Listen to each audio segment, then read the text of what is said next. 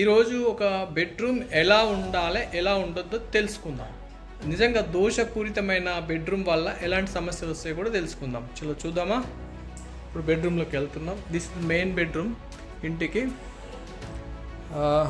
ఇలా వెళ్తున్నప్పుడు ఇందాకనే మనకి ఏం జరిగిందంటే ఇక్కడ బీరువా ఉండే. ఈ బీరువాని ఇక్కడ నుంచి తీసేయించినాం. చూద్దాం బీరువా కూడా. సో ఇది బీరువా.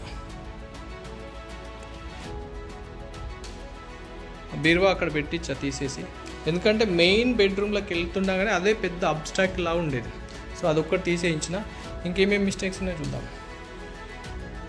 ఇది విండో ఉంది, బాగుంది. డోర్కి ఎదురుగా విండో రావాలి, విండో వచ్చింది. ఇక్కడ వార్డ్రోబ్స్ వచ్చినాయి. చూడండి బెడ్ చూడండి, చాలా బాగుంది, పొజిషన్ కూడా బాగుంది. కానీ ఇక్కడ ఏం జరిగింది చూద్దాం. పైనకి వెళ్తే మనకు వార్డ్రోబ్స్ వచ్చాయి, అంటే బెడ్ పైనే వార్డ్రోబ్ వచ్చింది. ఇది చాలా డేంజర్. దాంతోపాటు ఏమొచ్చింది, ఏసీ పాయింట్ తలపైన వచ్చింది. ఈ రెండు కేసులు కూడా మనం గత 1 year బ్యాక్ అనుకుంటాం. వాళ్ళకి క్యాన్సర్ వచ్చింది, ప్లస్ ఆరోగ్య సమస్యలు, ఇంకా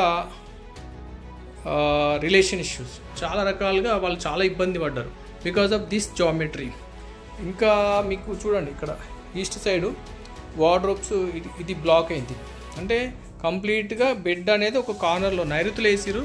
కానీ నైరుతుల ఈ దోషం వల్ల హెల్త్ ఇష్యూస్ అనేవి ప్రాపర్గా వస్తాయి. అంటే రోజు రోజుకి టెన్షన్స్ పెరుగుతాయి కానీ తగ్గాయి అన్నమాట. So this is what geometry makes negative. ఇక్కడ ఉన్న విండో కూడా చూడండి, ఇక్కడ నుంచి చూస్తే మనకు టూ లాంగ్ విండో అనమాట. ఈవెన్ ఉందా లేదా అనిపిస్తుంది. సో ఇది దోషం. దీనికి ఏం చేయాలి, అది కూడా పరిష్కారం ఏంటంటే ఈ వార్డ్రోబ్స్ తీసేసి ఈ పొజిషన్లో మనకు బెడ్ రావాలి, విండోకి దగ్గర రావాలనుకో. ఆల్మోస్ట్ ఇది తీసేసి ఆ వార్డ్రోబ్స్ కిందికి రావాలి. సో బెడ్ అనేది ఇక్కడ మూవ్ అయితే కనుక అప్పుడు కొంత ఉపశమనం అనేది లభిస్తుంది. చాలామంది తెలియక చాలా బాగా డిజైన్ చేస్తున్నారు. ఇంటీరియర్ డిజైన్ కావచ్చు, వార్డ్రోబ్స్ కావచ్చు. సో డబ్బులు ఉండి పాపం కష్టపడి వాళ్ళు డిజైన్ చేసి దాన్ని నిర్మించుకుంటున్నారు.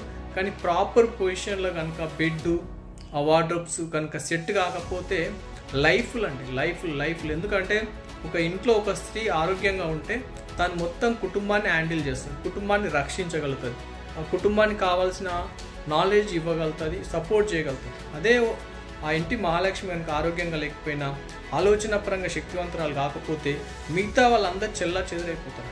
సో కాబట్టి బెడ్రూమ్ చాలా పవర్ఫుల్. అంతేకాకుండా ఇంట్లో ఓనర్ ఎవరైతే ఉన్నారో యజమాని కూడా చాలా ఆరోగ్యంగా శక్తివంతంగా ఉన్నప్పుడే ఎక్కువ డబ్బులు సంపాదించగలుగుతాడు, కంట్రోల్ చేయగలుగుతాడు డబ్బును. ఇలాంటి బెడ్రూమ్లో ఉన్న వాళ్ళు డబ్బుని కంట్రోల్ చేయలేరు. ఆ రకంగా ఏమవుతుందంటే అప్పులు ఎక్కువైతాయి. సో ఏమవుతుంది ఇలా ఉంటా అంటే ఒక 4 ఏళ్ళ తర్వాత ఈ ఇంటిని చూసి మీకు చెప్తున్నాను ఏమవుతుందంటే ఇలాంటి సమస్యలు వచ్చినాక మనం ఏం చేయలేము. కాబట్టి సమస్యలు రాకముందుకే మనం ఇది తెలుసుకొని దాన్ని పాటించి, వాస్తును పాటించి ఆరోగ్యంగా మరియు ఆర్థికంగా బాగుండాలని ఈ వీడియో నేను చేస్తున్నా. సో మీరు కూడా అర్థం చేసుకొని మరి ఈ యొక్క జ్ఞానాన్ని పెంచుకొని శక్తి అంతా కూడా ఇంట్లోనే ఉంటుంది అని చెప్పడానికి ఇది ఒక ప్రాక్టికల్ వీడియో. ఇంకా క్వశ్చన్స్ ఉండొద్దు, ప్రాక్టీస్ ఉండాలి, అండ్ ఆచరణ చాలా ముఖ్యము. వాస్తును, అది కూడా ఆంజనేయ వాస్తును పాటించండి.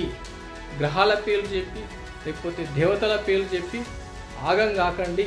ఇది సైంటిఫిక్ శాస్త్రీయమైన geometrical Anjaneya Vastu. Please follow. Thank you, మీ ఆంజనేయ.